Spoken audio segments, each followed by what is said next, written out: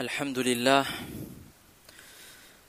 لله رب العالمين والعاقبة للمتقين والصلاة والسلام على سيد الأنبياء والمرسلين وعلى آله وأصحابه أجمعين إلى يوم الدين أما بعد. Chers frères, nous remercierons en premier lieu Allah subhanahu wa ta'ala, le très clément, le tout miséricordieux, qui nous a accordé l'opportunité de venir un peu plus tôt à la masjid en ce jour de Jumu'ah pour donner quelques temps, un peu plus de temps dans le culte d'Allah subhanahu wa ta'ala. En vérité, si ce n'est pas le tawfiq qu'Allah subhanahu wa ta'ala octroie à chacun, il aurait été impossible à chacun de nous de faire ne serait-ce la plus petite des bonnes actions. Qu'Allah subhanahu wa ta'ala en soit loué. Chers frères, nous sommes dans le mois de Rabi'ul Awwal, le mois dans lequel le prophète sallallahu alayhi wa sallam est né. Et depuis le début de ce mois, nous avons pu constater que ici et là, il y a divers programmes sur la vie de Rasulullah sallallahu alayhi wa sallam. On reçoit certainement des documents ou des petites images qui décrivent le prophète sallallahu alayhi wa sallam sur notre portable. Il convient de clarifier que nous ne profitons pas de cette occasion pour fêter la date de sa naissance, ni pour organiser quelconque festival ou quelconque Eid à la manière dont on fête les jours de Eid al-Adha et Eid al-Fitr, mais nous profitons de ces occasions, pour revivifier certaines informations qui sont oubliées à propos du prophète sallallahu alayhi wa sallam. Nous profitons de ces occasions pour réexposer des traits de caractère, du noble caractère du prophète sallallahu alayhi wa sallam. Nous profitons de cette occasion tout simplement pour raviver la flamme de l'amour dans chaque cœur des croyants et des croyantes. À ce propos, pendant les quelques minutes qui me sont imparties, on tentera de montrer le grade éminemment exceptionnel de Rasulullah sallallahu alayhi wa sallam en 5 points à la lumière du Coran. Premier point. Allah subhanahu wa ta'ala, à travers les époques et à travers les âges, en fonction de la situation de certains peuples, Allah subhanahu wa ta'ala leur envoie pour rappel un messager pour les inviter à l'unicité d'Allah subhanahu wa ta'ala. À l'instar de Nuh alayhi salatu wassalam, à l'instar de Daoud, à l'instar de Sulaiman, et ainsi de suite. Le fait est que ces prophètes qui sont envoyés sont des prophètes qu'on va qualifier de locaux, c'est-à-dire que leur mission est de rappeler un peuple spécifique à un endroit spécifique de la terre. Prenons l'exemple, Allah subhanahu wa ta'ala dit dans le Coran, wa ila madyana akhahum shu'ayba. Nous avons envoyé au peuple de Madian Shu'aib alayhi salatu wassalam. Wa ila Adin akhahum Huda. Nous avons envoyé pour le peuple de Ad le prophète Hud alayhi salatu wassalam. Wa ila Thamud akhahum Saliha. Nous avons envoyé pour le peuple de Thamoud Salih alayhi salatu wassalam.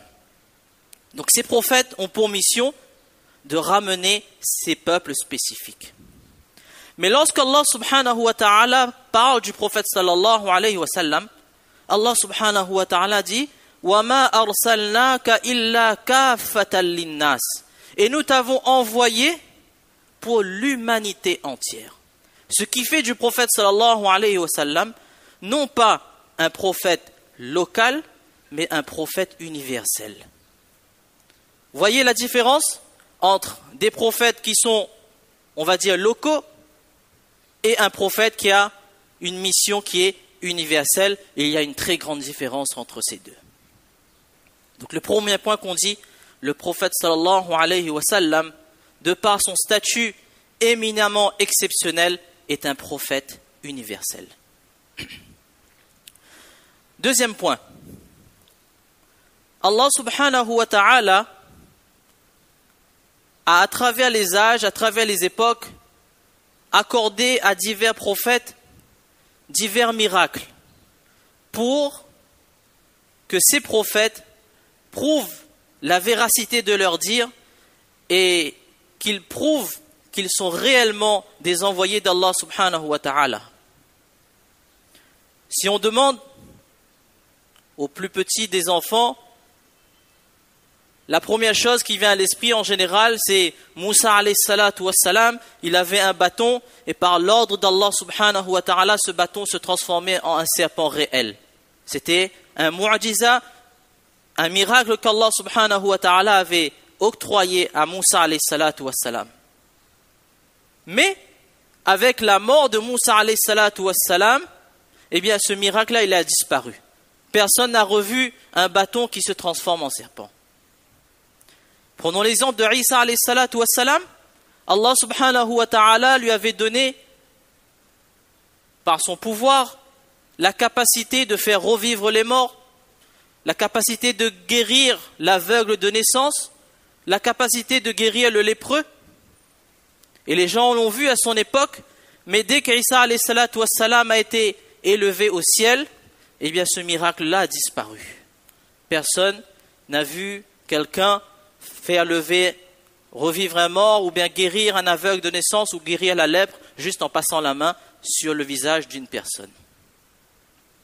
Mais lorsqu'il s'agit de Rasulullah sallallahu alayhi wa sallam, Allah subhanahu wa ta'ala lui accorde un miracle exceptionnel. Quel est ce miracle? Eh bien ce miracle c'est le Coran. C'est la parole d'Allah subhanahu wa ta'ala. Rappelez-vous, le prophète sallallahu alayhi wa sallam est ce qu'on qualifie de ummi. Il ne sait lire et il ne sait ni écrire. Et il se retrouve face à des Arabes de la péninsule arabique qui sont les maîtres de la langue arabe. Ils connaissent la rhétorique, ils connaissent les figures de style, ils connaissent la sémantique, à tel point que, avant de se faire la guerre, les tribus envoyaient chacun un de leurs érudits pour faire des joutes verbales, pour voir qui allait rivaliser dans l'éloquence. Et lorsque le prophète sallallahu alayhi wa sallam arrive, et lorsqu'il commence à lire les paroles d'Allah subhanahu wa ta'ala, le Coran, ils sont stupéfaits, ils sont sidérés, ils restent bouche bée. Pourquoi? Eh bien parce que le Coran regorge de figures de style, regorge d'une rhétorique, regorge de vocabulaire et regorge de sujets qu'ils n'avaient même pas imaginés dans leur subconscient. Et ce miracle-là du prophète sallallahu alayhi wa sallam, même avec sa mort, le prophète sallallahu alayhi wa sallam n'est donc plus dans ce dunya, mais son miracle perdure toujours, il est toujours là, présent, et son miracle perdurera toujours jusqu'au jour du Qiyamah. Inna nahnu nazzalna dhikra wa inna lahu lahafidhun. Certes, nous avons révélé le Coran, et c'est nous, c'est-à-dire Allah, qui en sommes le gardien. Voyez, lorsque les autres Anbiya alayhi salatu wa salam voient leur miracle disparaître avec leur mort, le prophète sallallahu alayhi wa sallam, il bénéficie encore de ce miracle qui est toujours présent, qui sera toujours présent jusqu'au jour du Qiyamah. Deuxième point donc, le prophète sallallahu alayhi wa sallam jouit d'un miracle qui est éternel. Troisième point. Lorsqu'Allah subhanahu wa ta'ala s'adressent aux prophètes alayhimus salatu wassalam dans le Coran, Allah les interpelle par ces mots: Ya Adam uskun anta wa zawjuka al-jannah. Ô Adam, toi et ton épouse habitez le paradis. Ya Moussa aqbil wa la takhaf. Ô Moussa, avance-toi et n'aie pas peur. Ya Yahya khudhil kitaba biquwwa. Ô Yahya, prends le livre. Ya Daoud inna ja'alnaka khalifatan fil ard. Ô Daoud, nous t'avons fait khalifa sur cette terre. Mais lorsqu'arrive le tour du prophète sallallahu alayhi wa sallam, à aucun endroit Allah subhanahu wa ta'ala n'a dit Ya Muhammad, il a dit Ya ayyuhal muzammil, ô toi l'enveloppé. Ya ayyuhal muddathir, ô toi le revêtu d'un manteau. Ya ayyuhal rasoul, ô toi le messager. Ya ayyuhan nabi, ô toi le prophète. Dans cette façon d'interpeller, nous voyons à quel point Allah subhanahu wa ta'ala s'adresse avec affection pour Rasulullah sallallahu alayhi wa sallam. La différence avec les autres prophètes qui sont interpellés par leur nom propre. Donc le troisième point, Allah subhanahu wa ta'ala expose l'amour qu'il a pour Rasulullah sallallahu alayhi wa sallam dans ces termes. Ya ayyuhal muzammil, ya ayyuhal muddathir, ya ayyuhal rasoul, ya ayyuhal nabi. Quatrième point. Allah subhanahu wa ta'ala possède des qualités et des attributs parfaits qu'on appelle les asma'ul husna. Walillahi al-asma'ul husna fad'uuhu biha. Et Allah possède, à Allah appartiennent les qualités parfaites, les qualités divines. Et ces qualités n'appartiennent qu'à Allah subhanahu wa ta'ala. Personne ne possède ces qualités comme Allah subhanahu wa ta'ala les possède. Cela fait partie de l'unicité d'Allah subhanahu wa ta'ala. Mais Allah subhanahu wa ta'ala a deux qualités qu'il a léguées, qu'il a données à Rasulullah sallallahu alayhi wa sallam. Allah est Raouf et Allah est Rahim. Inna Allah bin nasi la Raoufur Rahim. Allah subhanahu wa ta'ala est compatissant et miséricordieux avec les gens. Et lorsqu'Allah subhanahu wa ta'ala parle du prophète sallallahu alayhi wa sallam, لقد جاءكم رسول من أنفسكم عزيز عليه ما عنتم حريص عليكم بالمؤمنين رؤوف رحيم. Que le prophète sallallahu alayhi wa sallam est miséricordieux et il est compatissant avec les croyants. Voyez, son statut éminemment exceptionnel, Allah subhanahu wa ta'ala lui accorde deux choses qu'il n'a accordées à personne d'autre. Et enfin, le dernier point, le cinquième point donc, Allah subhanahu wa ta'ala dans le Coran à plusieurs endroits, il prête serment, il fait le qasam. Wal fajr, par le fajr, wa layalin ashr, par les 10 nuits, ou bien wal asr, par le temps. Lorsque Allah subhanahu wa ta'ala prête un serment, il prête un serment sur quelque chose, cela dénote l'importance et le statut de cette chose. Et dans le Coran, Allah subhanahu wa ta'ala, il prête serment par la vie de Rasulullah sallallahu alayhi wa sallam. La'amruka innahum la fi sakratihim ya'mahun, par ta vie. Allah subhanahu wa ta'ala s'adresse à Rasulullah sallallahu alayhi wa sallam en disant par ta vie, c'est-à-dire par la façon dont tu passes ta vie, par ton être, par ton personnage.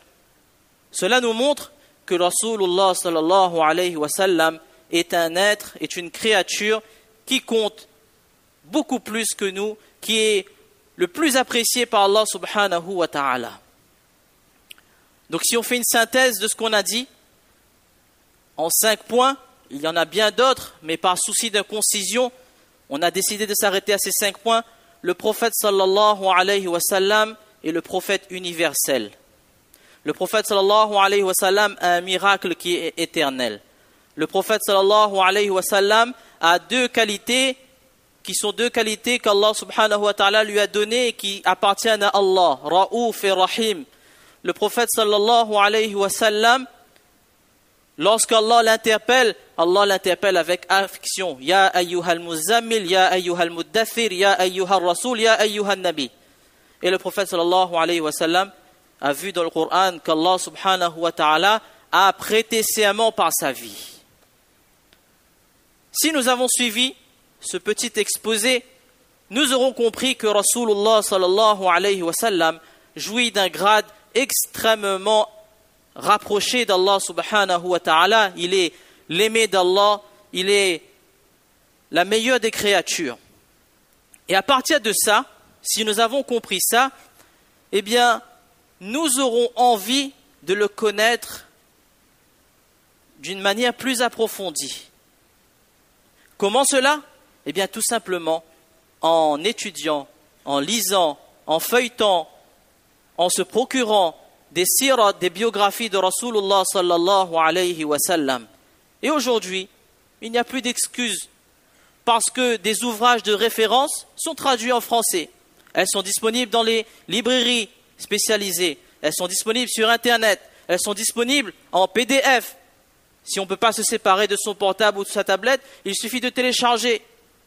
Mais, si nous avons compris que le prophète sallallahu alayhi wa sallam est le plus grand des prophètes, eh bien, nous devrions connaître et apprendre et comprendre sa sira. Et lorsque nous allons nous référer à sa sira, nous allons lire sa sira, nous allons étudier sa biographie, eh bien, automatiquement, la graine de l'amour va germer dans nos cœurs et va s'enraciner dans nos entrailles. Que va-t-il se passer à ce moment-là? Eh bien, lorsqu'on a l'amour pour Rasulullah sallallahu alayhi wa sallam, notre iman, il devient complet. Comme le prophète sallallahu alayhi wa sallam l'a dit, la yu'minu ahadukum hatta akuna ahabba ilayhi min walidihi wa waladihi wan nasi ajma'in. Aucun de vous ne sera un véritable croyant tant que je ne suis pas plus aimé auprès de lui que sa propre personne, son père et ses enfants et tous les gens en entier. L'amour de Rasulullah sallallahu alayhi wa sallam nous mène à un iman kamil, un iman complet. L'amour de Rasulullah sallallahu alayhi wa sallam va nous mener à l'obéissance. Parce que l'amour exige l'obéissance. Lorsque nous aimons Rasulullah sallallahu alayhi wa sallam, posons-nous la question, est-ce que c'est un amour sur la langue ou c'est un amour sincère, un amour véridique? Pour pouvoir répondre à cette question, il suffit de voir nos actions. Et une action qu'on peut voir, chacun peut savoir, lorsque la Salatul Fajr est à 5 heures, qui se lève, qui ne se lève pas. Qui a son voix Salatul Fajr, kaza ou bien kaza. Si tu as l'amour pour Rasulullah sallallahu alayhi wa sallam, eh bien automatiquement tu vas te lever facilement pour venir à la Salatul Fajr, même si c'est à 5 heures. L'amour de Rasulullah sallallahu alayhi wa sallam va nous mener à lui envoyer des cadeaux. Lorsqu'on aime quelqu'un, on lui envoie des présents. Comment on envoie des présents à Rasulullah sallallahu alayhi wa sallam? Eh bien en lisant à profusion et régulièrement les duroud, les salutations sur Rasulullah sallallahu alayhi wa sallam. On peut poser cette question, qui lit encore des duroud sharif régulièrement sur Rasulullah sallallahu alayhi wa sallam? Et enfin, lorsqu'on a l'amour pour Rasulullah sallallahu alayhi wa sallam, eh bien on a envie d'aider Rasulullah sallallahu alayhi wa sallam. Comment aider Rasulullah sallallahu alayhi wa sallam alors qu'il n'est plus de ce monde, il n'est plus de ce dunya? Comment l'aider? Eh bien c'est en aidant sa religion. Lorsqu'on aide sa religion, c'est comme si qu'on aide Rasulullah sallallahu alayhi wa sallam. Et comment on aide la religion de Rasulullah sallallahu alayhi wa sallam?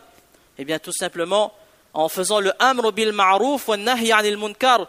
On ordonne le bien, on interdit le mal. C'est aider la religion de Rasulullah sallallahu alayhi wa sallam. Lorsqu'on va contribuer financièrement à à une construction de masjid ou de madrasa. On va participer à l'enseignement. Cela, c'est aider Rasulullah sallallahu alayhi wa sallam.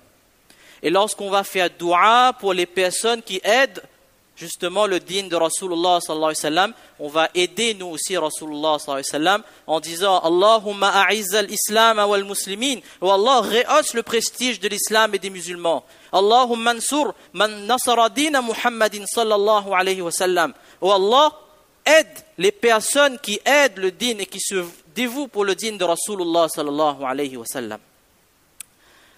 Donc à travers cet exposé, nous avons montré le prestige de Rasulullah sallallahu alayhi wa sallam, en espérant qu'en premier moi-même, son amour rentre dans le cœur et qu'à partir de cet amour, nous ayons plus de zèle à mettre en pratique ses ordres et s'abstenir de ces interdictions, d'envoyer plus de duroud sharif et d'aider son din, inshallah, qu'Allah subhanahu wa ta'ala nous donne le tawfiq de comprendre ces quelques paroles, de propager, de mettre en pratique. Wa akhiru da'wana alhamdulillahi rabbil alamin.